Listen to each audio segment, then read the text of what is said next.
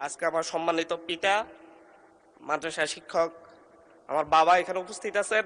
কার্যপ্রণালী বিধি অনুসারে আপনি গ্যালারিতে উপবিষ্ট কারো সম্বন্ধে কোনো মন্তব্য সংসদে রাখতে পারেন না। Anyway, I respect your sentiments, please be careful next time.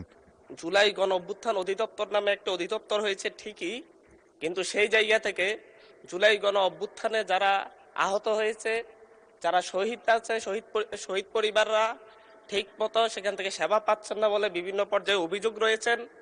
এমনকি সেখানে গেলে তাদের সাথে খারাপ ব্যবহার করারও বিভিন্ন অভিযোগ আমাদের কাছে আসে। জুলাই গণ অভ্যুত্থান নামে নাম যোগ করে এই মন্ত্রণালয়টিকে বড় করবার আপাতত কোনো পরিকল্পনা সরকারের নেই। মাননীয় স্পিকার, আপনাকে ধন্যবাদ। আজকের দিনটি আমার জন্য একটি অন্যতম আনন্দের দিন। আজকে আমার সম্মানিত পিতা, মাদ্রাসা শিক্ষক, আমার বাবা এখানে উপস্থিত আছেন। ওনার সামনে দাঁড়িয়েই আমি আমার তারকা চিহ্নিত কোশ্চান 94 সংসদে উপস্থাপন করছি।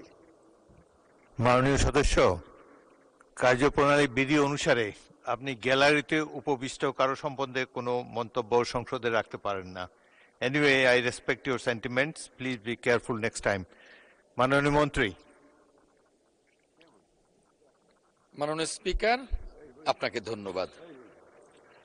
জুলাই গণ অভ্যুত্থানের সঠিক ইতিহাস সংরক্ষণ ও জুলাই গণ অভ্যুত্থানে শহীদ পরিবার এবং আহতদের কল্যাণার্থে ইতিমধ্যেই জুলাই গণ অভ্যুত্থান অধিদপ্তর নামে একটি মুক্তিযুদ্ধ বিষয়ক মন্ত্রণালয়ের অধীনে একটি অধিদপ্তর প্রতিষ্ঠিত হয়েছে।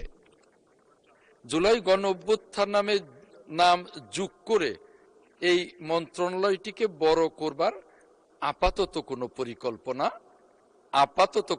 পরিকল্পনা সরকারের নেই। ধন্যবাদ মাননীয় স্পিকার, আপনার মাধ্যমে ধন্যবাদ মাননীয় সংসদ সদস্য। আব্দুল হান্নান মাসুদ একটি সম্পূরক প্রশ্ন করতে পারেন। মাননীয় স্পিকার, জুলাই গণ অভ্যুত্থান অধিদপ্তর নামে একটা অধিদপ্তর হয়েছে ঠিকই, কিন্তু সেই জায়গা থেকে জুলাই গণ অভ্যুত্থানে যারা আহত হয়েছে, যারা শহীদ আছে, শহীদ পরিবাররা ঠিক মতো সেখান থেকে সেবা পাচ্ছেন না বলে বিভিন্ন পর্যায়ে অভিযোগ রয়েছেন। এমনকি সেখানে গেলে তাদের সাথে খারাপ ব্যবহার করারও বিভিন্ন অভিযোগ আমাদের কাছে আসে। যেহেতু আমরা জুলাই গণ অভ্যুত্থানের নেতৃত্ব থেকে উঠে এসেছি, সেই জায়গা থেকে আমরা এই ব্যাপারে আমাদের মাননীয় মন্ত্রীর কোনো পদক্ষেপ আছে কিনা, এবং জুলাই অধিদপ্তর অনেক ক্ষেত্রেই বলে তাদেরকে বাজেট প্রদান করা হয় না, অনেক ক্ষেত্রেই তাদের কাছে গেলেই বলে তাদের কাছে বাজেট নেই। জুলাইয়ে যারা অংশগ্রহণ করেছে, জুলাই যোদ্ধা এবং শহীদ পরিবারের জন্য যে বাজেট সরকার দিয়েছে সেটা দেওয়ার মতো, এই বাজেটগুলো নিয়মিত দেওয়া হবে কিনা, কি পরিমাণ বাজেট দেওয়া হবে, এবং সেই জায়গায় যে হয়রানির কথা আমরা শুনতে পাচ্ছি, জানতেছি, এই ব্যাপারে কোনো পদক্ষেপ নেওয়া হবে কিনা।